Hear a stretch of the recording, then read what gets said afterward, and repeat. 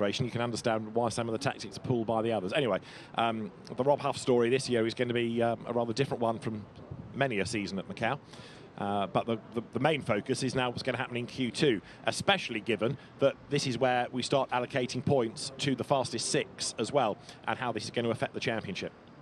So just to remind you, the ones that have gone through: Marcin Hua, Jan Erlache, Ted Björk, Marco Butti, Mikuláš Dušanbokovic, he's gone really well thus far, Norbert Mikuliš, Esteban Guerrieri and Nestor Girolami. They're your World Tour regulars, if you like. And then Martin Sau, David Zhu and Andy Yan, 3 local drivers whose pace at the end of qualifying got them in there.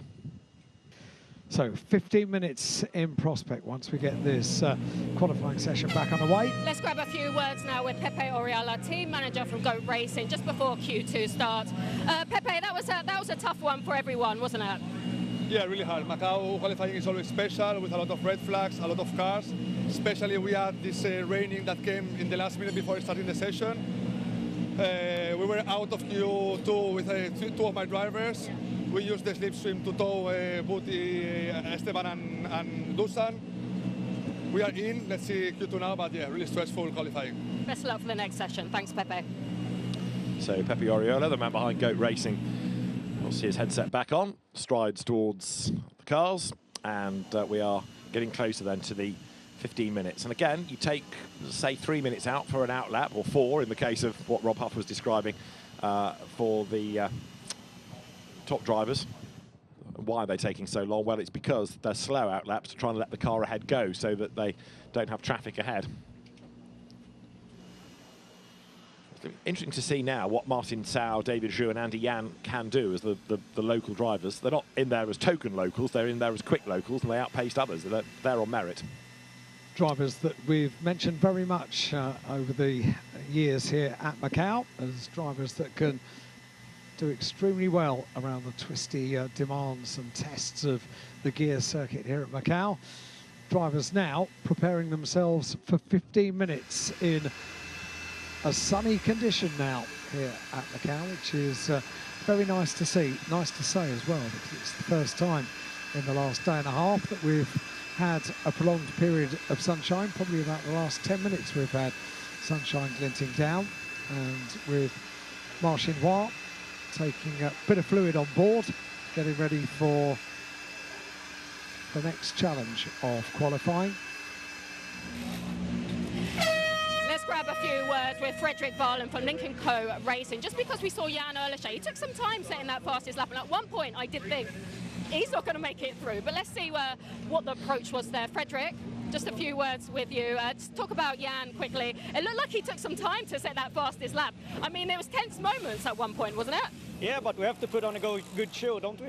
Oh, so you're playing games with us, Fredrik. No, it's going to be a tough one now. But now the conditions are at least stable, so now we just go for it. Yeah, okay, best of luck for this next session. Thank you.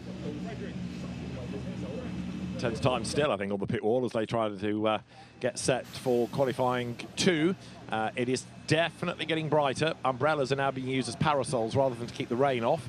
And it is just looking brighter all round here now at Macau, which is good news. We are forecast proper weather, nice sunshine for Saturday and Sunday. It's been a very wet Thursday. Yeah. It's been a mixed Friday, but we're getting towards the good bit.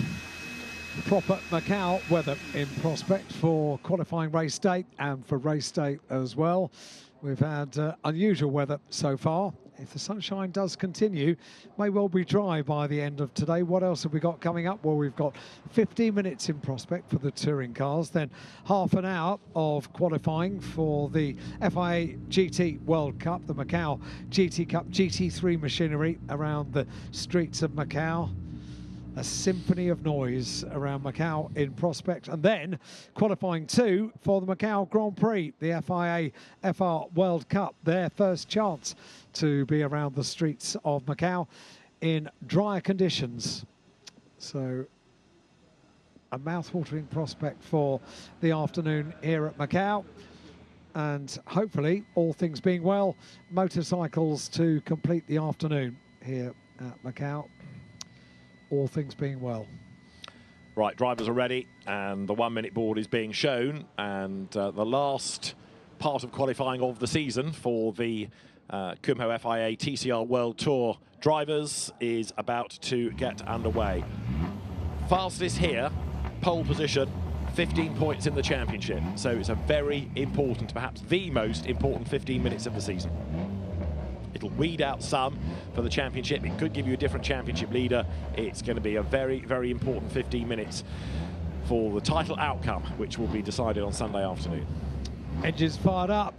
Team about to signal the cars onto the circuit to get this Q2 underway. 15 minutes around the streets of Macau in the sunshine, and it's Friday afternoon here at Macau, and we already have grandstands very full indeed to welcome the cars onto the circuit. Green flag is waved, and very quickly they want to get out onto the track for good reason as well. Dry tyres the option. If you think back to about 30 minutes ago, 35 minutes ago, 40 minutes ago, getting this session underway, there were treaded tyres being used, and now, no question about it, dry all the way around the circuit. That's what they want. Absolutely right. So now a bone dry circuit, and busy weaving to get the warmth into the tyres, to get them to switch on quickly. Now, given the length of the lap, are we going to see a tyre cross? Because it's going to, of course, mean that you lose another 3 minutes with yet another outlap after the pit stop, and of course you lose the time taken while you're in the pit lane. So in the ideal world, yes. Yeah, but I'm not sure. Well, 15 minutes. Yeah, long lap, 6 kilometres. We'll find out, won't we? But I suspect you don't. You work the tyres hard all the way around the lap, and you're on board now with Ted Björk, and he's making his way from San Francisco Hill up towards Teddy Yip, then to Eternity, and on towards the Solitude S's. Tense is not the word down in pit lane. Anything can happen at Macau, and very often does.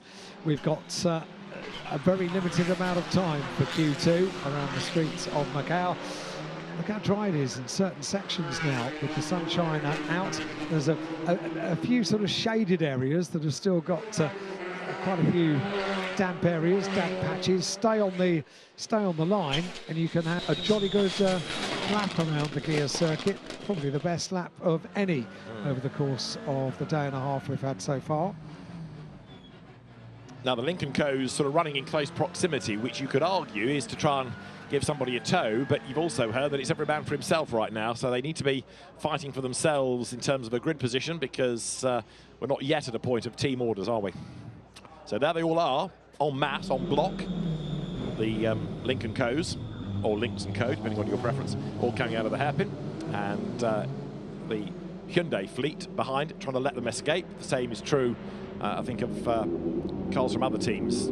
Let the cars ahead go, buy yourself that clear track space, as you've got Guerrieri and Borkovic going through. Martin Tao, Andy Yan, David Zhu, the others. So as the field now comes down towards Fisherman's, speed building, the first flying lap will be started in a moment by some, possibly by all. Well, the Lincoln Co's stay out, so there's part of the tyre cross answer. They're going to go for a time. Probably not a bad decision, is it, with 12 minutes after the outlap left to go, and we have proven time and time again at Macau, you need to get a quick lap in the book early on. Yeah. If you want to worry about niceties, then maybe do it after you've got a lap in the bank, and that's what they're about to do. And Ted Björk closing on the traffic ahead. He's going to have to go to the outside line to get through, coming down towards Lisboa. In fairness, his teammate lets him go, so Ted Björk, he's the first one to really push. Alache and Ma on track too. So let's ride with Björk then, making the run now up San Francisco Hill.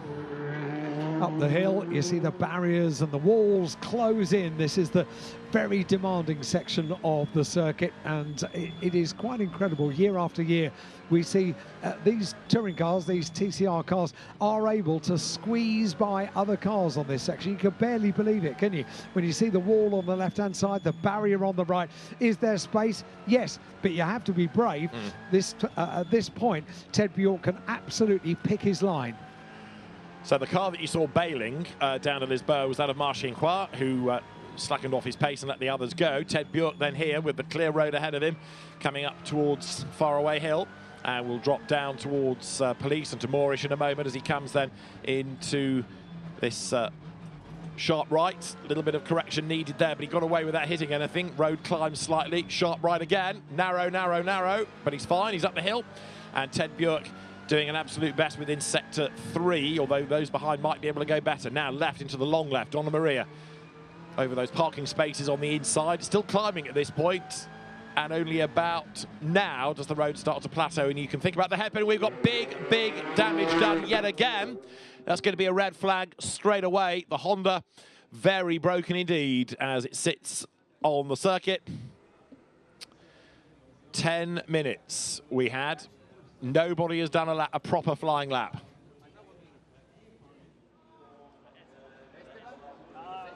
And the teams just can't believe it. Every time they think they can sort of go for a time and concentrate on the run plan, it all changes.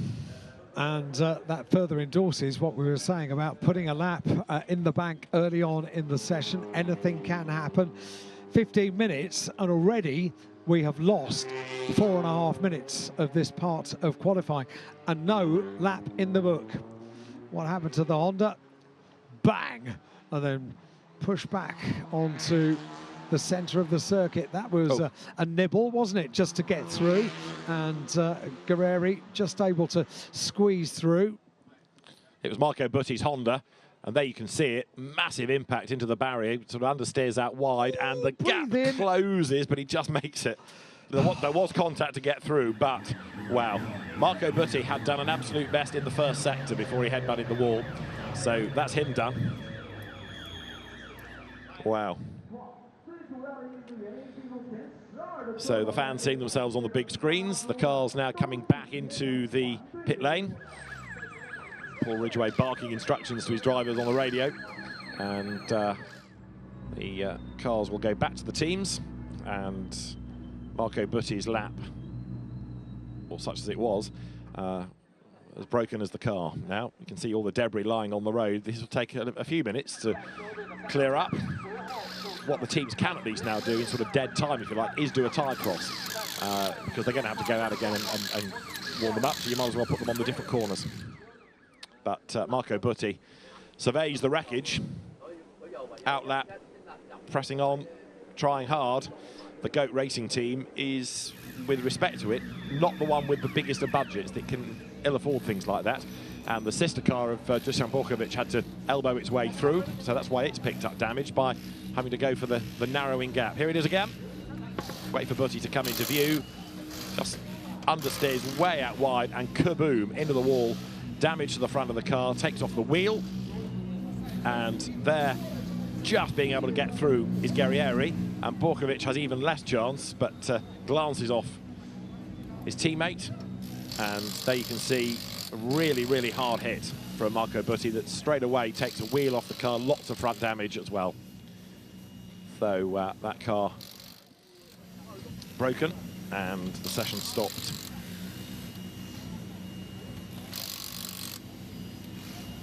Tyre cross goes for Sam in the pit lane, but Marco Butti will not be taking part in the resumption of the session. Right, so there's the Honda needing to be collected, and all the debris, all the bits of it needing to be collected as well. So a huge frustration for everybody, not least GOAT Racing, because that's a very badly damaged Honda. Butti had been very, very committed, hadn't he, on the Guia circuit here at Macau yesterday and today as well. Very quick as well. And that is unfortunately what happens if you're living life on the edge, committed in qualifying at Macau. There is no space for any kind of mistake.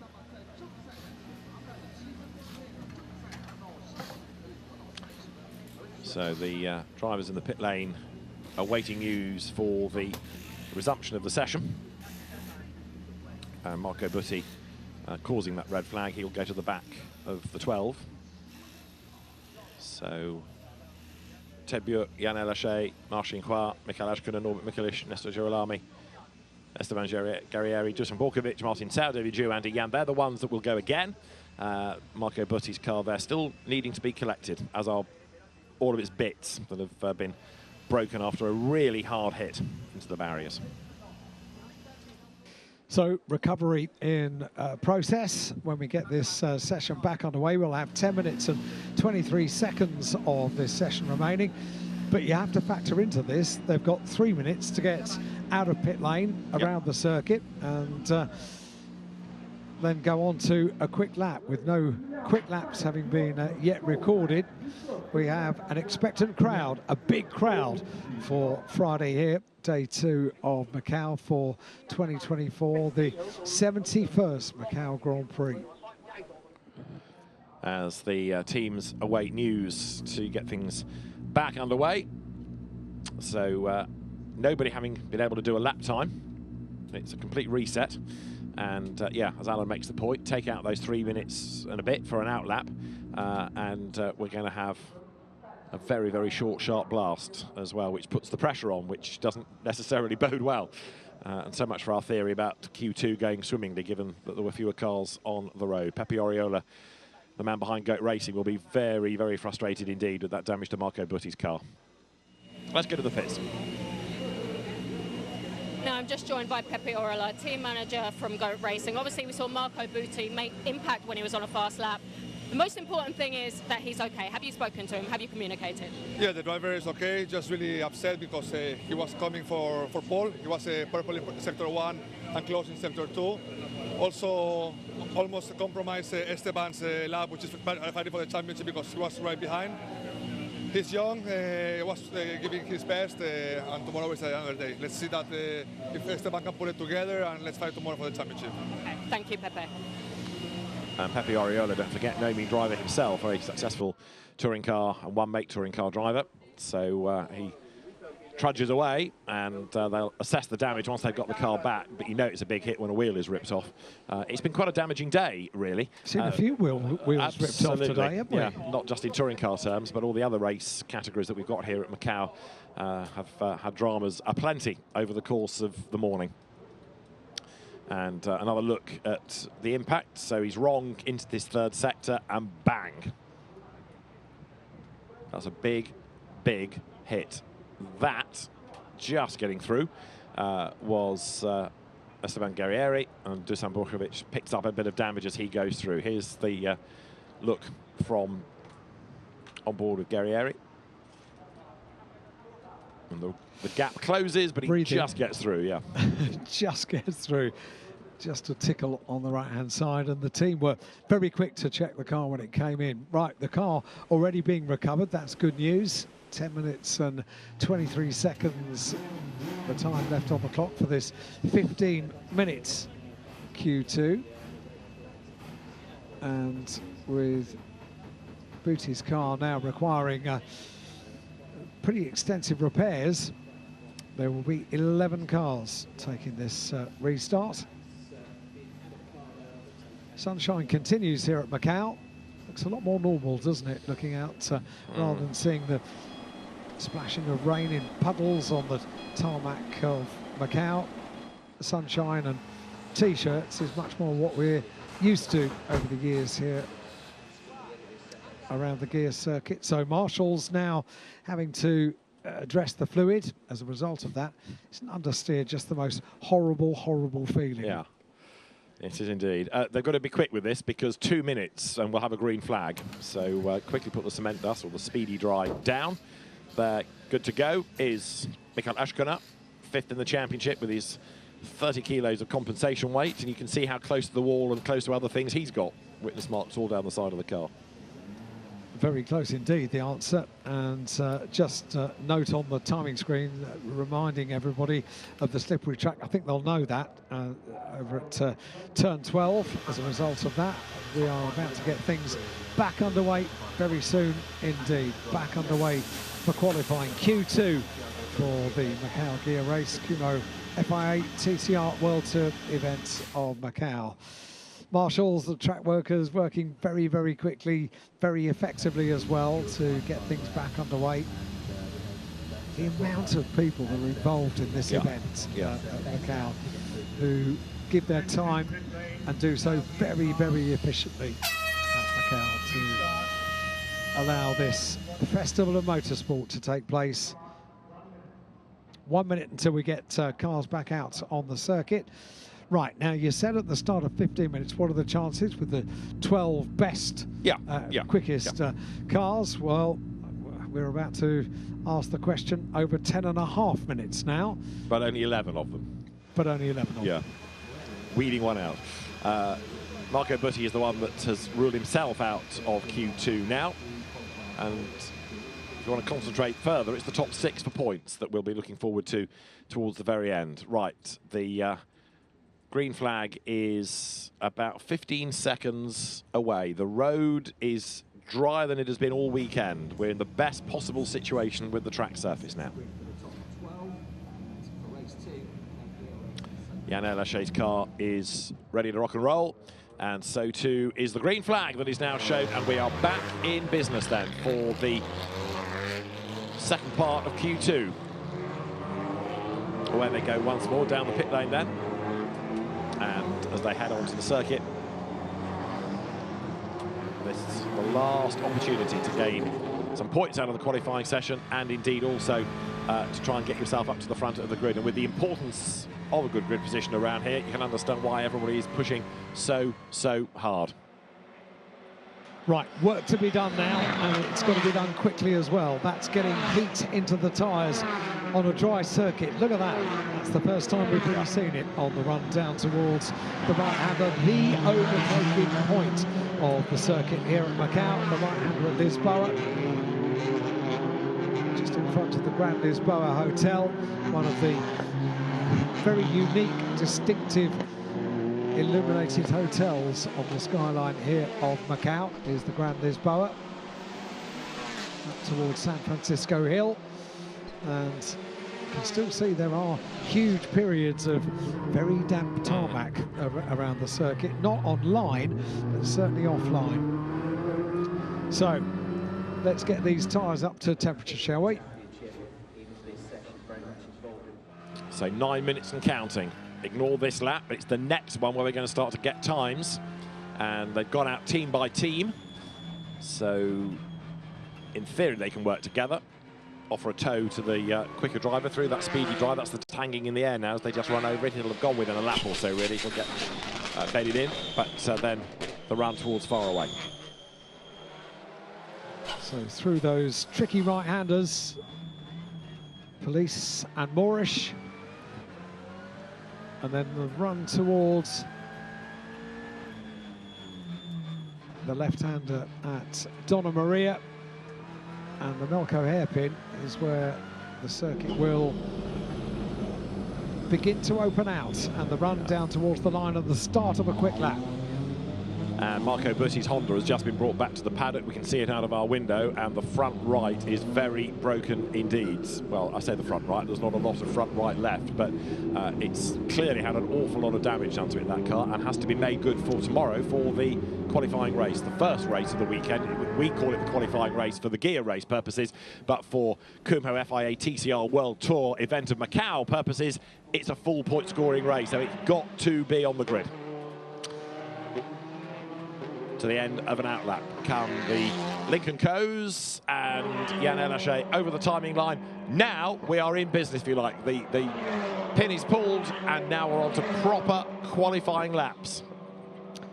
And we get a couple, if all things go according to plan. We've got 7 minutes and 20 seconds on the clock, counting down. It was only going to be a 15-minute period of time for Q2 for the touring cars. And now with 7 minutes, we are on a meaningful lap. What is going to happen over the course of the next 7 minutes or so, we will very soon find out. Threading through the right-hander at Lisboa, up towards San Francisco. The right-hander so close, those two corners together, and then onto the tight and twisty up and down section of the Guia circuit.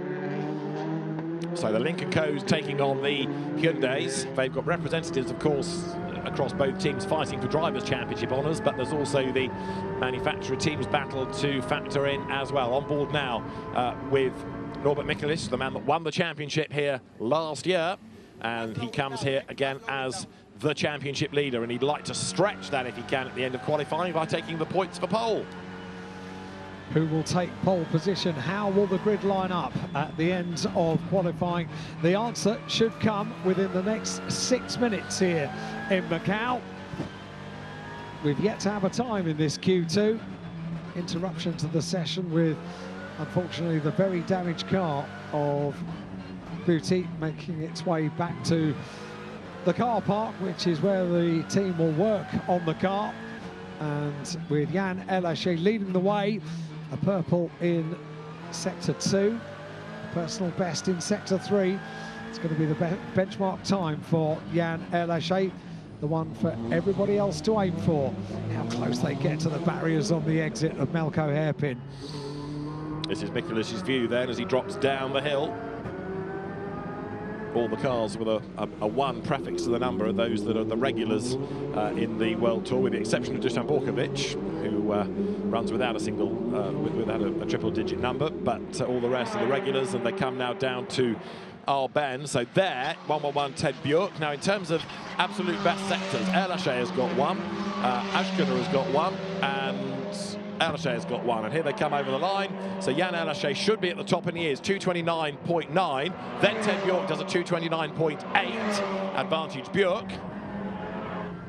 And it's really Norbert Mikulish that we're waiting to see, isn't it? Marshall Ha goes over the line, and Marcin Hua does enough to be third. And Ashkuna goes to the very top, 229.8.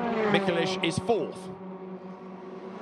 4 minutes and 40 seconds of this session, and at least we now have a meaningful lap for all 11, or certainly 10 of them out on circuit, with the benchmark time for the target time for everybody else to aim at, 229.8 for Mikkel Ashkuna. Personal best in Sector 1 for Ashkuna and Bjork. 229.8 for Mikkel Ashkuna. 4 minutes just over remain. On Sector 2 they are now, pressing on the battle between Hyundai and Lincoln Co in this final qualifying session of the year for the Kumho FIA TCR World Tour event of Macau. And we're seeing it play out in front of us in sunshine here at Macau. Overall best in Sector 2 for Ashkuna, who has looked very pacey throughout wet and dry conditions here in Macau this year. And now Mikkel Ashkuna, top of the times, and overall best in Sector 2. Ted Bjork has dropped off a little bit, so not a personal best in Sector 2 or Sector 3, nor so for Ashkuna in Sector 3. So overall best for Mikkel in Sector 2, and with the quickest time so far, 229.839. Who is going better on this lap, this second lap out? Well, Norbert Mikulitz has got personal best in Sectors 1 and 2. No one really improving in Sector 3 on this second lap. Threading their way through the Macau hairpin. Down they go towards the conclusion of the second flying lap here in Q2. And bearing in mind now that we've lost Marco Butti, and only now has Andy Yan gone out, one driver from the remainder is going to lose the ability to benefit from that reverse grid, and whoever is 10th gets pole position for race 2. So we're looking at the fight for pole, but there's an unofficial battle for the race 2 pole, being 10th fastest. Interesting thing here is that there are no improvements really for the top 4 in the 3rd and 4th sectors. Maybe a personal best for Ted Bjork. It's Ted Bjork has gone quickest with a 229.8. Ashkuna with a 229.839. Ted Bjork is top of the times and now puts in an overall best in Sector 1. Ashkuna was previously overall best in Sector 2, but Ted Bjork's on it. And 23 thousandths of a second between Bjork and Ashkuna over a 6-kilometre long lap. That's pretty impressive, isn't it? Especially given that they're in 2 different brands of cars. So Ted Bjork the fastest, and as Alan rightly says, absolute best Sector 1. Elaché goes through Sector 2. Bjork goes through Sector 2 slower than does Elaché. and we await Ashken. But it almost looks, doesn't it, as though that first push lap was the better one out of the tyres. Yeah, for everybody concerned. Interesting that. They can maybe get a personal best in Sector 1 or Sector 2, but certainly 3 and 4 were not any improvements on that second time of asking. So one opportunity, maybe. We've only got 1 minute remaining, just over, on the clock. Ted Bjork is pressing on. It didn't pay off in Sector 2. It's not going to pay off in Sector 3 either. So that's overall purple Sector 1 for Ted Bjork. May well be the only improvement in sectors on this lap. Maybe. We've seen the result already. And it's going to be the flag at the end of this lap for some, isn't it? Because with 40 seconds on the clock now, those towards the rear of the queue aren't going to get another chance. It was a qualifying session of potentially just one lap. Just one lap, and yeah, it was the first of the quick laps that they put into Q2 as the Lincoln Co's with Jan Elaché and Ted Bjork running together. Yep, the manufacturers very much running together on this final section of qualifying. Jan Elaché just in front of Ted Bjork. Ted Bjork oh so close to Jan Elaché. And are they going to get one more lap out of the session? They go through. Yes, they are, just before the checkered flag. So those two Lincoln Co's have one further opportunity if they don't trip over themselves. But everybody else will come and take the checkered flag. And we heard it in pit lane, didn't we, before this session got underway, before Q1 got underway. At this stage, no instructions between Jan and Ted as far as what they have to do over the course of this weekend. This will make an interesting lap, won't it? Let's see what they do. Right, Guerrieri is the first one to take the flag, and he is 6th, so 2 points for the championship for Esteban Guerrieri, provisionally. So they've both backed off, I think. So Ted Bjork in Sector 1 has not improved. Jan Elaché backed right the way off. The two of them went across the line. So they did all that work to get another lap. There wasn't another lap in it. Celebrations already down in pit lane. There's some engineering brains down there in the pit lane, aren't there?